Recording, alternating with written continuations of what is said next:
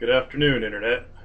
The name is Bond, Michael Bond, and today I will be continuing my James Bond extravaganza with the second installment from Russia with Love. Now, this is the second James Bond movie. It was released back in 1963, and it's a direct sequel to Dr. No. So let's get started and I'll tell you about it. First of all, my favorite part of all these movies is the gadgets. Um, like Dr. No, there's not really anything too crazy as far as gadgets, but unlike Dr. No, he actually does have some spy gadgets in this one. The main thing is, they also introduced Q. This is the first James Bond movie with Q. And he gets from Q a, brief, a black briefcase, which is standard for all their 00 agents. And inside the briefcase is hidden ammunition, a knife, 50 gold coins. It also has a collapsible sniper rifle, which collapses into the buttstock of a rifle. And the main thing is it's booby trapped with a tear gas grenade that looks like a tin of talcum powder. There's a trick to opening it. This case plays various roles throughout the movie. He uses the sniper rifle a couple times, but the case really comes important when he has his big showdown with the henchman of the movie. I'll get into that later. Uh, he also has one other spy gadget that he uses. He has a miniaturized tape recorder and a camera. The villains also have a couple of spy devices. The main henchman has a garrote from a wristwatch, and there's a scene where someone uses a latex mask and they look like James Bond kind of. So that's it for the gadgets. The Bond girl is a Russian woman named Tatiana Romanova. She's a pretty good Bond girl. She starts off for the plot of the movie. She thinks she's working for Russia and that they want her to seduce James Bond, and well, she doesn't want to originally, but eventually she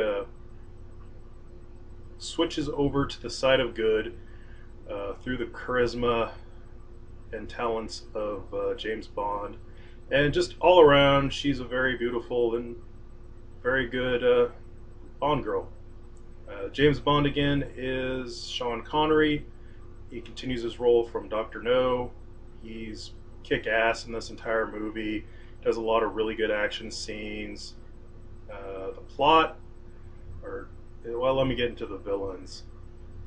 This one doesn't really have a central villain, like Dr. No had Dr. No and then his army. This one has Spectre again, and we get to see the main leader of Spectre. He's a man named Number One. All the main Spectre guys go by numbers. We don't see him, we just sort of see the lower part of him as he sits in a chair and he's petting a cat. Kind of like Inspector Gadget with Dr. Claw.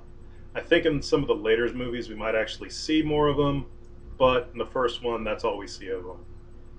We also see two other Spectre masterminds. One is a lady, she's called Number Three. She used to be the head of the secret agents in Russia, and she defected over to Spectre, and she's the one that gets Romanova into the trouble that the movie's about.